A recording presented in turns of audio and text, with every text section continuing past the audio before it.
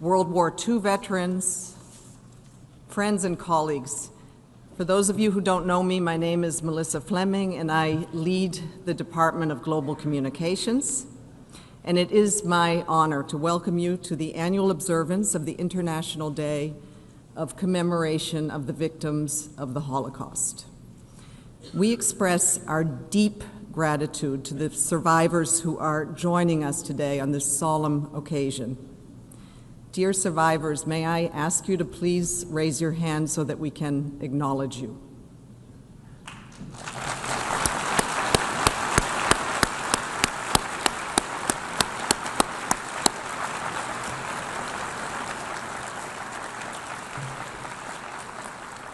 Thank you.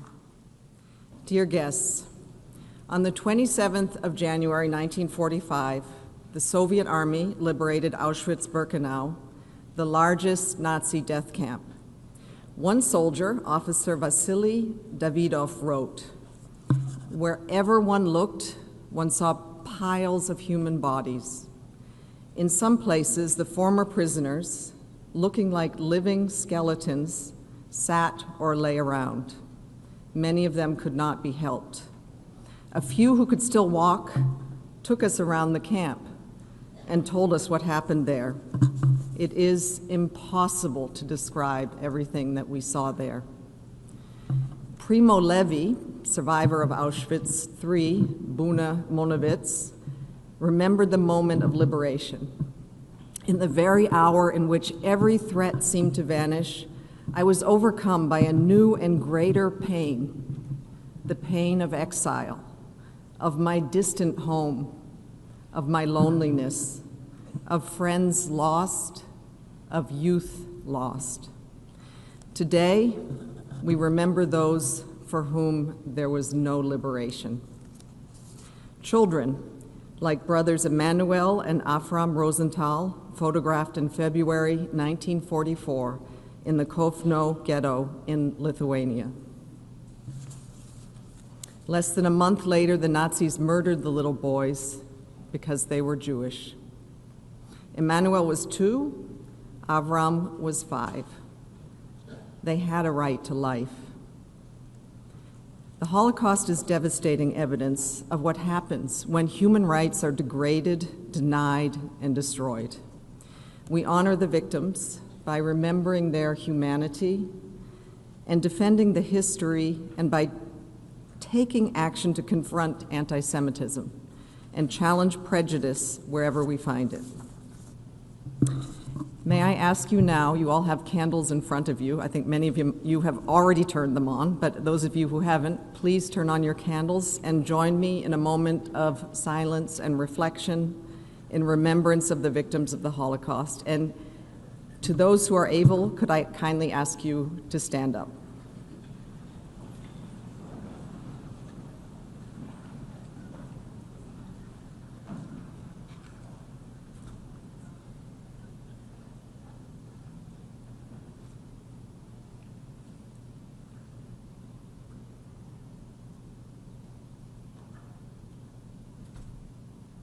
Thank you.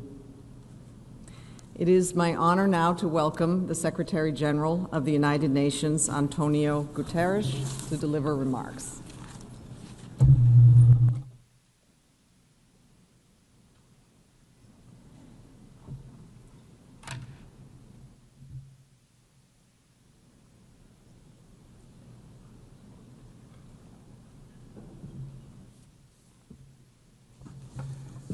Excellencies, dear friends, I am deeply honored to join you and humbled by the presence of Holocaust survivors and their families.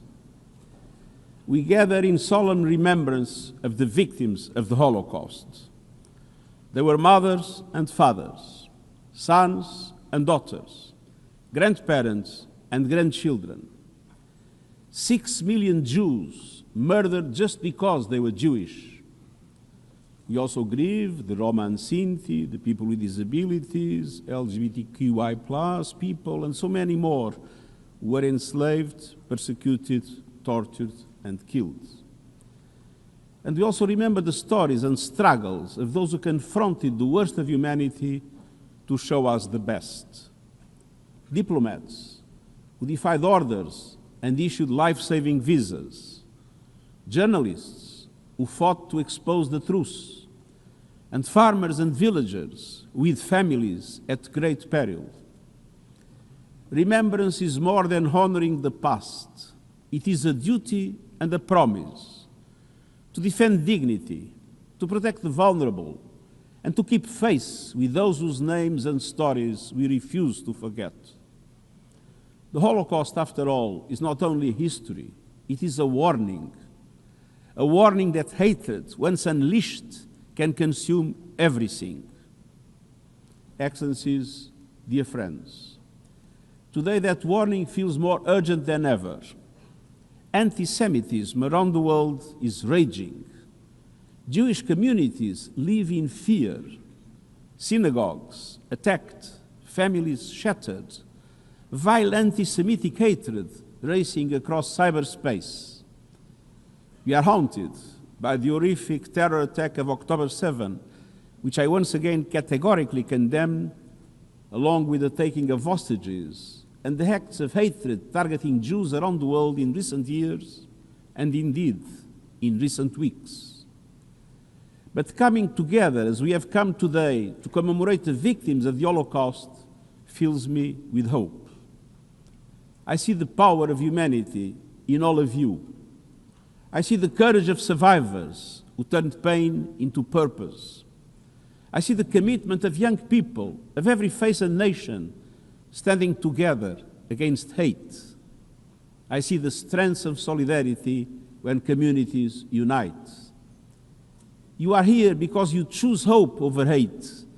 You choose remembrance as a living force, a shield against prejudice, a spark for justice, a pledge to protect every human being. Excellencies, dear friends, this show of unity is more important than ever, because we know the Holocaust is a stark demonstration of the dangers of unchecked hatred. The Holocaust did not begin with killing. It began with words. Its architects telegraphed their evil intentions. They deliberately spread a hateful supremacist ideology that preyed on fear and economic despair. This powerful engine of hate was given fuel through the systematic dismantling of democratic institutions, the stifling of the press, the persecution of civil society, the corruption of courts, and the erosion of the rule of law. It included the mastery of the technology of the time, controlling information, deploying propaganda and manipulating public discourse, spreading anti-Semitic and racist hatred with devastating efficiency. And we must never forget the painful truth that Jewish families who sought refuge were met with the cold shoulder of indifference, closed borders, and bureaucratic barriers. This dark chapter of our common history reveals sobering truths. When those with power fail to act, evil goes unpunished. When the past is distorted, denied, and weaponized, hatred and prejudice fester. When words become weapons, lies, conspiracies, the casual joke and the coded slur can grow until the unthinkable becomes policy and violence. So let us together pledge to stand against anti-Semitism and all forms of hatred, and against bigotry, racism, and discrimination anywhere and everywhere. Excellencies, dear friends, this is the 10th time I have the privilege as Secretary General to address you on this day of remembrance. For me, Holocaust remembrance and the fight against the ancient poison of anti-Semitism is not abstract. It is personal. One of my personal achievements as Prime Minister of Portugal was working with Parliament to adopt a decree that revoked the 16th century expulsion of Jews from my country.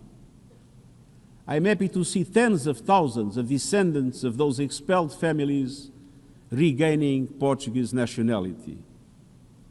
This was a symbolic step, but one that demonstrated the importance of acknowledging the depth of our remorse, even remorse for the crimes of our country, remorse for the past, and our commitment to build a better, more inclusive future.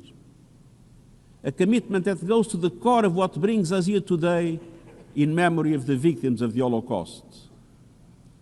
As Secretary General, I remember standing in Yad Vashem, confronted by the immense weight of memory and the countless lives extinguished in the darkness of hatred.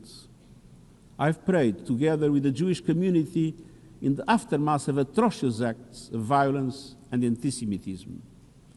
And I have heard testimonies from Holocaust survivors about their experiences that began with a knock on the door and ended with lives erased. And I've always understood the clear link between the horrors of the Holocaust and the spirit of multilateralism, justice, and rights that founded our organization. Excellencies, dear friends, just over 8 years ago, the Nuremberg trials began. These trials represented the beginning of a new era of international criminal law, an era in which individuals, including the most powerful, are held accountable. And today, more than ever, we need to reclaim that spirit. At the opening of Nuremberg, Justice Robert H. Jackson warned us, and I quote, "These prisoners represent sinister influences that will lurk in the world long after their bodies have returned to dust." End of quote. These influences, anti-Semitism, racism, hatred, are very much still with us. And our duty is clear: to speak the truth, to educate new generations, to confront anti-Semitism and all forms of hatred and discrimination, and to defend the dignity of every human being. But it is also our duty to keep alive the spirit of acting in common purpose through multilateralism, to ensure that the forces of humanity always triumph over the forces of inhumanity. Let us honor the memory of the victims of the Holocaust by recommitting to justice, dignity, compassion, and violence, to a world where humanity stands united against oppression, and where the terrible legacy of the past strengthens our resolve to protect human rights today and in the future. Let us forever carry in our hearts the Holocaust victims, whose calls for justice and peace can never be extinguished. May their memory be a blessing, and I thank you.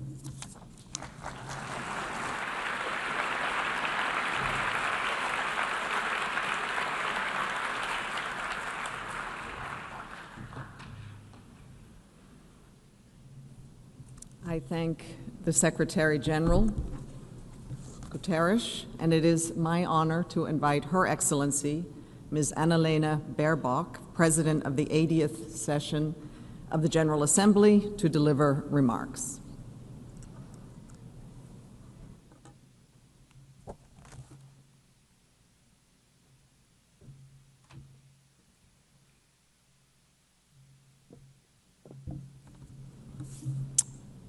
Six million Jews, almost 2/3 of Europe's Jewish population, murdered, targeted and killed simply for who they were, Jews.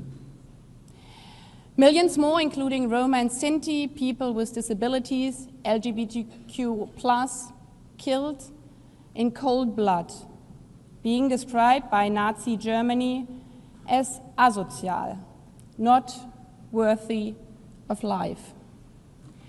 Human beings inflicted these horrors upon other human beings, made possible by dehumanization that allowed unimaginable cruelty to become routine, what Hannah Arendt called the banality of evil. Mr. Secretary General, Excellencies, Rabbi Schneider, ladies and gentlemen, and especially distinguished Holocaust survivors, Mrs. Conrad, Mrs. Weinstein, dear Ms. Tomenko, and Ms. Blumenthal-Lazan, who I just met at the corridor and realized that the deportation camp Bergen-Belsen, where she was deported as a child, I visited decades later as a student from my school. Dear Excellencies, dear ladies and gentlemen, on today's International Day of Commemoration in memory of the victims of the Holocaust, it is our duty not only to recommit to the promise of never again, a promise that is etched into the very DNA of our United Nations, its Charter and its Universal Declaration of Human Rights. But it's also our duty to speak out, even louder than before, when signs of dehumanization emerge again. As the Holocaust did not begin with gas chambers. It began with words and with laws, with singling out Jews just because they were Jews, with synagogues burned, and with neighbors who choose silence when the Jewish store next door was boycotted, and when the owner was dragged out from his home with his little girl. As Holocaust survivor Simon Wiesenthal said, "For evil to flourish, it only requires good men to do nothing." A quote you can also find at the memorial site of the former concentration camp Auschwitz. And given that we are living in times with shockingly high levels of anti-Semitism and Holocaust denial, just these days, a study came out from UNESCO that in 3/4 of every classroom in Western Europe, you see anti-Semitism these days. I'm very thankful to the mission of Poland and Germany, who will enable us to have a live virtual guided tour of the different sites of Auschwitz-Birkenau tomorrow here at the United Nations at 8:30 a.m. in the Trusteeship Council chamber. In times where people deny that Auschwitz even happened, a guide at Auschwitz will take us to the piles of millions of shoes being exposed there. Shoes like yours, big and small, brown little shoes of girls, sandals like our own daughters would wear, torn off from the little Jewish girl taken from her home, torn off from her alongside her clothes, her hair, stripping away every shred of humanity before sending her with millions to the gas chamber. Think of these shoes, the shoes of the little Jewish girl she once wore. Every time you hear and see the warning signs of what made the Holocaust possible once, in rhetoric of us versus them, the dehumanization of people, putting Jews against others. This means not turning a blind eye to anti-Semitism in all its different forms. When more than 1,400 Jews were murdered, slaughtered, and kidnapped at the Nova Music Festival, in their kibbutzim, at their homes, on the 7th of October. Or when you read an online post denying that the Holocaust happened. But also when your colleague is afraid to show her Star of David necklace. And also when your neighbors are faced with racial profiling, with Islamophobia, with sexism, with homophobia. Because questioning the rights of some simply for who they are, where they come from, or what the color of their skin is, has all the same end: dehumanization, which eventually spreads to all.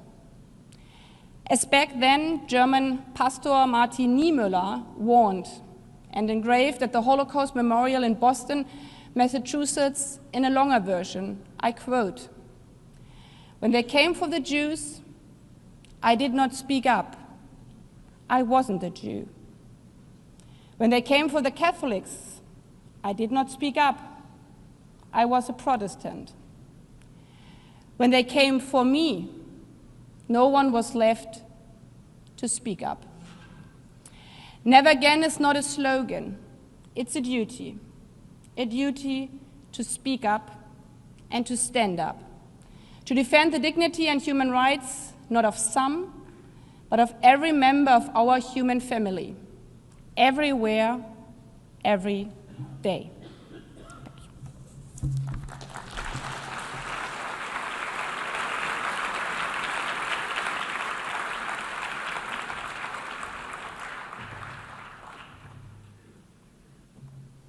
I thank the President of the General Assembly, Anneliese Baerbock, and I would now like to invite His Excellency Mr. Danny Danon, Permanent Representative of Israel, to deliver his remarks.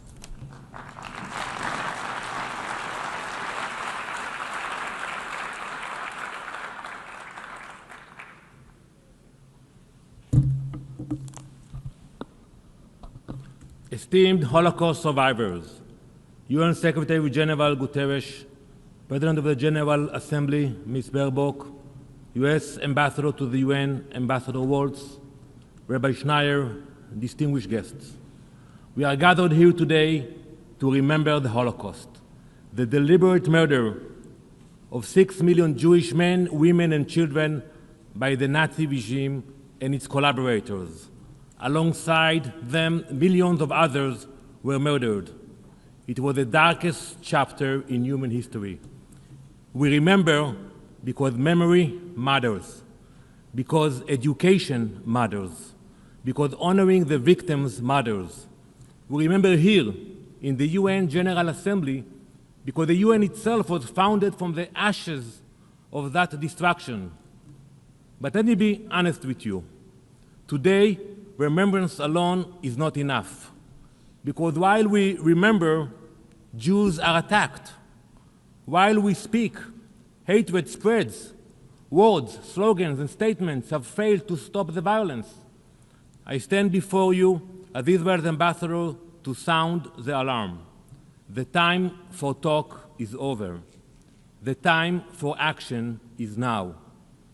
In recent years, we have heard many warnings from this podium about the rise of anti-Semitism, about dangerous lies, about how hatred begins with language. Those warnings are right, but they ring hollow when the lies that fuel anti-Semitism are allowed to spread, including here, in this building, in the UN. When false narratives are repeated in this chamber, they do not stay here. They spread across the world with the rubber stamp of the UN. They harden into belief, they turn into hatred. To my fellow ambassadors here today, when you return to your missions later this afternoon, please ask for the numbers. How many anti-Semitic incidents were reported in the past year in your country? How many threats? How many attacks? Then ask the harder questions. How many indictments? How many prosecutions? How many convictions? When you see that gap, do not explain it away. That gap is a measure of failure. It is a space where hatred grows. It is not enough to come here once a year to speak about remembrance and then go home and allow the same hatred to spread unchecked. Remembrance without action is empty. Later today, you will hear from a brave Holocaust survivor, Sarah Weinstein. Sarah, thank you for coming from Israel to being with us.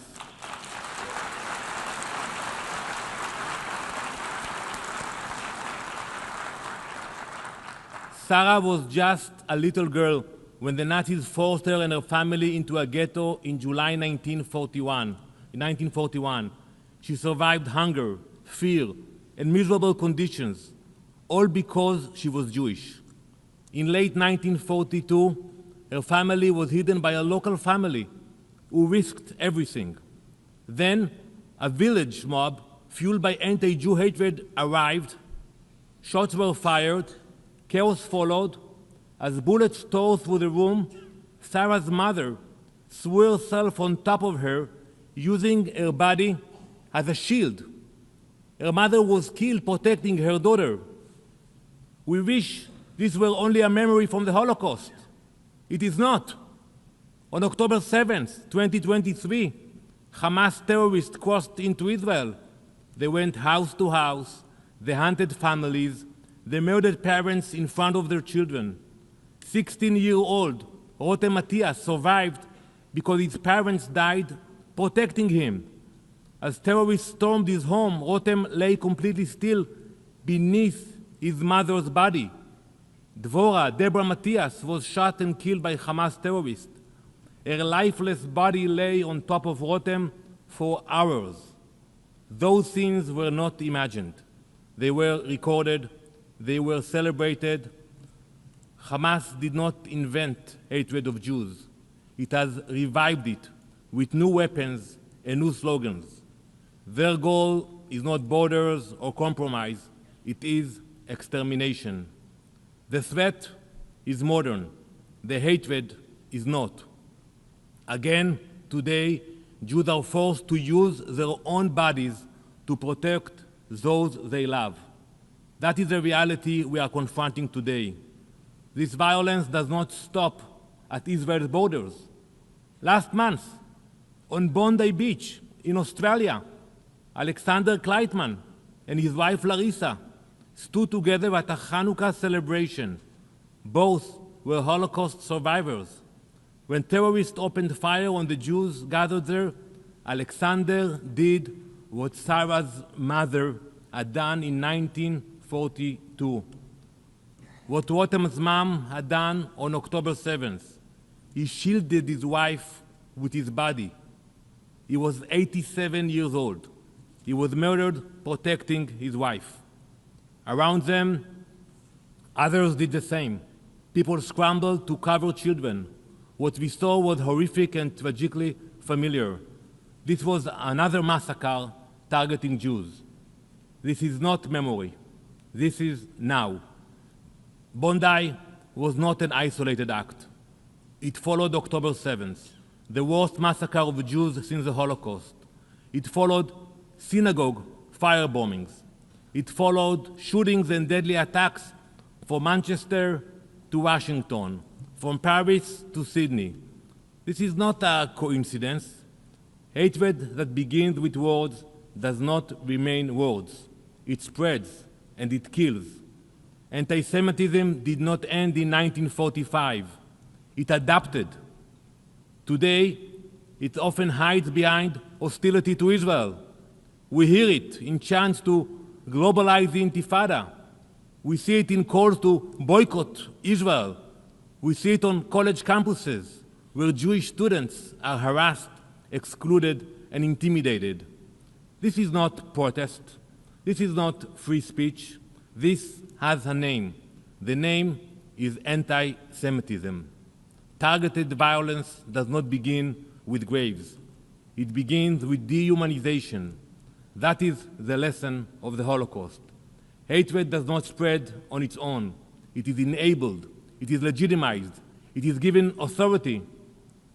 Especially over the last 2 years, this institution, the UN, has failed that test. We have all seen it. Claims of genocide. A claim made by a senior UN official that 14,000 babies would die within 48 hours. That claim did not come from the fringe. It came from the heart of the UN. It was made without evidence. It was repeated without correction. It traveled the world, stamped with UN credibility. It has consequences. It inflamed hatred. It legitimized lies. It put a target on Jewish communities around the world. Hamas came with the same hatred and the same intent as the Nazis, to murder Jews, terrorize families, and erase entire communities. They slaughtered 1,200 innocent people. They beheaded them. They raped women. They burned children alive. More than 250 people were taken hostage. But unlike 1941, today there is a different reality. We crushed and stopped Hamas's terror machine. We brought home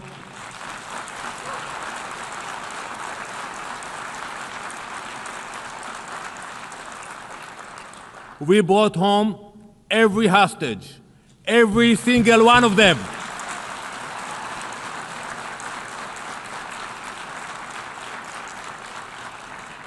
We waited 843 days.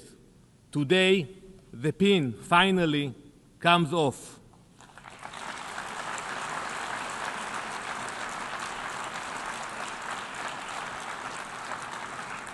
We have shown that the Jewish people are no longer defenseless.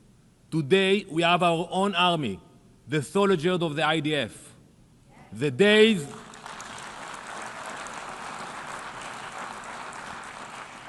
days when Jews are massacred without response are over.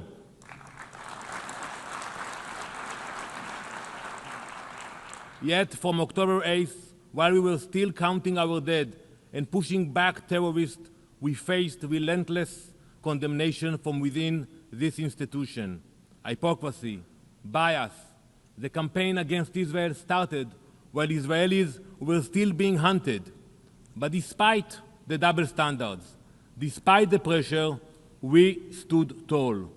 Our brave IDF soldiers, my son, my daughter, our children stood up and stepped forward to defend our people.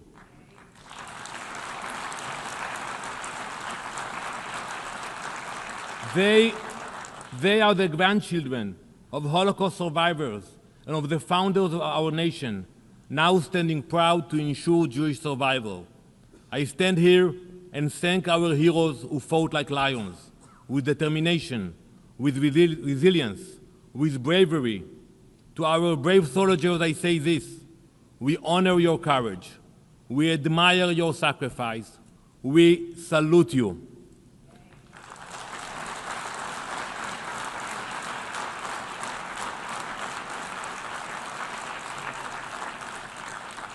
Thanks to you, every Jew feels safer today.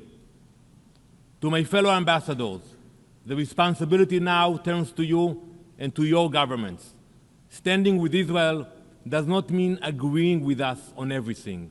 It means standing against terror.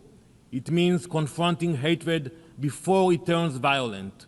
It means refusing to tolerate incitement in your streets, on your campuses, and online. It means showing real leadership, because too many in this building have buckled. They buckled under the pressure of biased media, false propaganda, and anti-Semitic campaigns.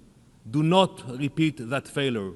Do not surrender moral clarity for political gain. Do not wait until words turn into blood. Never again demands action. Not tomorrow, not in a year. Never again is now.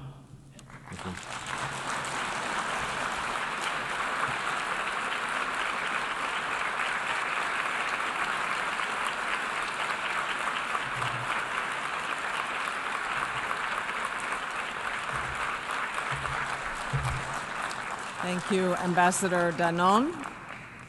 I would now like to invite His Excellency Mr. Michael Waltz, Permanent Representative of the United States, to deliver his remarks.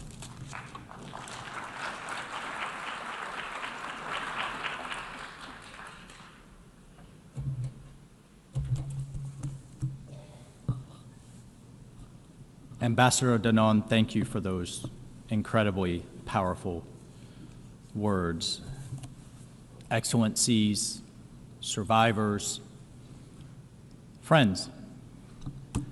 Today, the United States of America joins the international community in honoring the memory of those 6 million Jews murdered in cold blood in the Holocaust, including 1.5 million innocent children, and the millions more who were persecuted and killed by the Nazi regime. We remember them, we mourn them, and we recommit ourselves with fierce determination to pursue justice for the victims, for the survivors, and their families.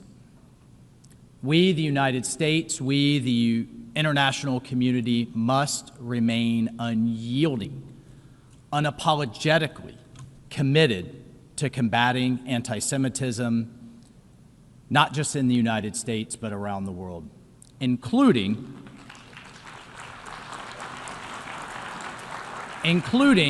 right here at the United Nations, the very institution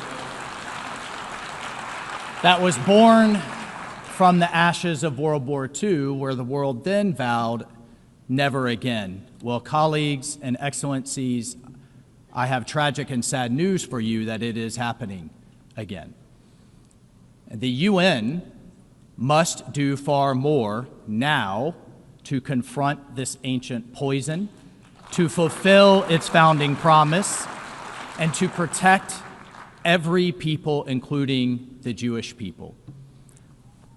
As a soldier myself, I'm proud to say that 81 years ago, it was American and Allied forces who played an indelible role in tearing open the veil of Nazi evil. In April 1945, U.S. Army troops liberated Ohrdruf, the first concentration camp they encountered, a subcamp of Buchenwald, confronting literally piles of emaciated corpses and the stench of mass industrial scale murder.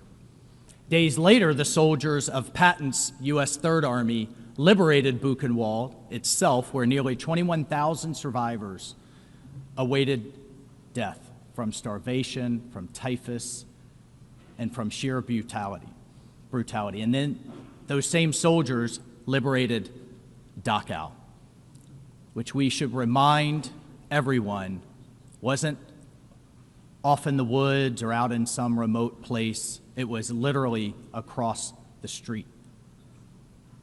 Literally across the street from the city.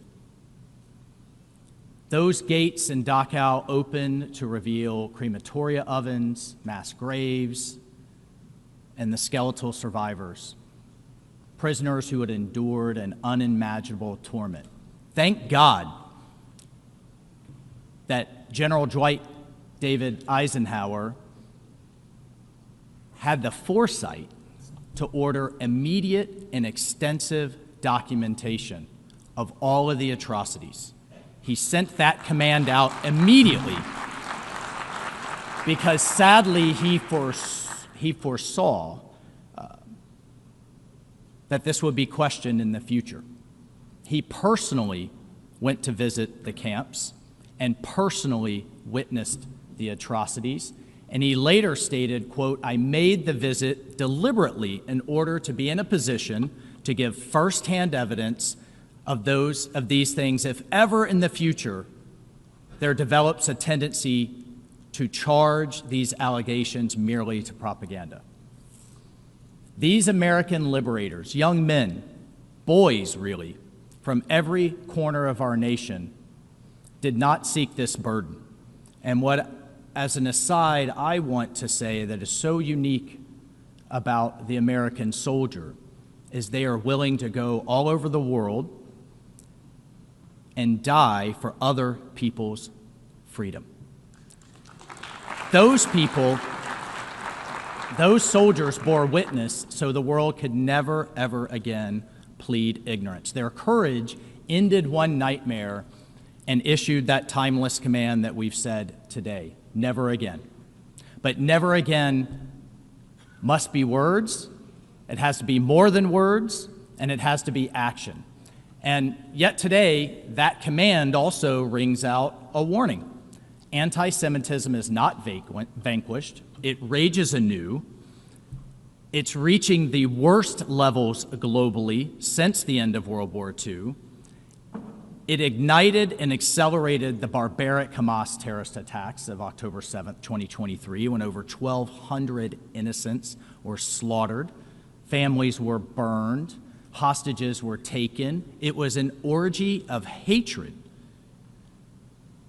that targeted Jews explicitly and unapologetically. The Anti-Defamation League's latest Global 100 Index reveals that almost half of the world's adults now harbor deeply entrenched anti-Semitic attitudes, more than double the figure from a decade ago, and the highest they have on record. Younger generations, sadly, under 35, show even higher levels of prejudice. And meanwhile, the Combat Anti-Semitism movement documented a staggering 107% increase in global incidences in 2024, not 81 years ago, in 2024. In the United States, the ADL's 2024 audit recorded 9,354 incidents, the highest ever in their 46 years of tracking. Assaults up 21%, vandalism up 20%, campus incidences amongst our young people exploding at 84%. In Europe, the surge has been especially acute. The European Union Agency for Fundamental Rights documented that Jewish communities reported an increase of more than 400% in anti-Semitic incidences, harassment, threats, vandalism, and violence. And this wave of hate has left synagogues under siege. Jewish students, once again, hiding their identity. Whole communities living in fear. I mean, what are we, back in 1933? This is absurd. And we have to call it out. And I commend the United Nations for continuing to hold this event. But it is, look, this is a people that cannot live unless they live within fear. It's families fleeing their neighborhoods.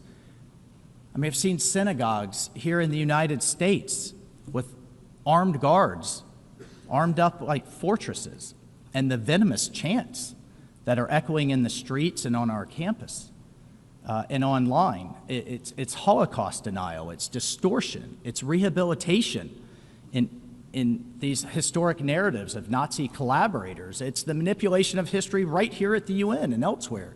It's all a pretext for hatred. And it leads to things like we just saw at Bondi Beach in December. 15 innocent people murdered during Hanukkah. Elie Wiesel once hoped that anti-Semitism perished in Auschwitz. And sadly, he lived to see its horrific resurrection. We cannot wait for another liberation. So what do we do about it? Like, what do we do? Well, first and foremost, education, commemoration. I firmly believe, and I know so many of you do, remain our mightiest weapons. We have to amplify survivors' voices. By the way, I am so honored to meet you, to know you, to understand your history, but to celebrate your strength, to truly celebrate your strength. You did not become a lifelong victim. You moved forward and educate the next generation so that this can never happen again. Look, we have to teach that next generation that this dark abyss that leads to and results from unbridled Semitism is someplace we can never go again. And we urge every nation to honor the victims and survivors by teaching this history unflinchingly. No future generation can repeat these horrors. And the United States proudly stands as a founding member of the International Holocaust Remembrance Alliance. Reiterating at every turn, never again. We reaffirm our commitment to justice through restitution, and through compensation. The other horrible thing, amongst many horribles, is that the Holocaust was history's largest organized theft, an attempt to erase Jewish life, but at the same time enriching the Nazis. And for decades, I'm proud to say, the U.S. has led efforts, now advanced by the State Department's Special Envoy for Holocaust Issues, who works very closely with the Special Envoy for Anti-Semitism, Rabbi Yehuda Kaplun, whom I am proud to call a friend and a wingman in this fight. In 2024, the U.S. partnered globally to promote the best practices for the Washington Principles on Nazi-confiscated art and assets. And as of December of 2025, 35 countries have endorsed them. That should be celebrated, that should be applauded, but we should also ask, why only 35? Why isn't there more? And I'm calling on all nations to join. Look, colleagues, President Trump has advanced these causes resolutely. Right out the gate, after his inauguration, he issued executive orders and ordered our entire government, the entire might and weight of the United States government, to combat anti-Semitism aggressively on every front. But, Excellencies, the Holocaust, as we've heard here today, and I just want to reinforce, the Holocaust is not distant history. It is a dire, living warning against efforts to revive this existential threat to humanity. The barbarism of October 7th reminds us how quickly hatred can erupt into mass murder. The future hangs on our choices we make right here today. And on this solemn day, please let us honor the victims through decisive action. What are those actions? Truthful, accurate remembrance and history, rigorous Holocaust education, open the archives, full restitution, and an unbreakable stand against anti-Semitism everywhere and always. May the memory of the victims be a blessing, but a call to responsibility for us all. Never again, starting now. Let's get to work. Thank you so much.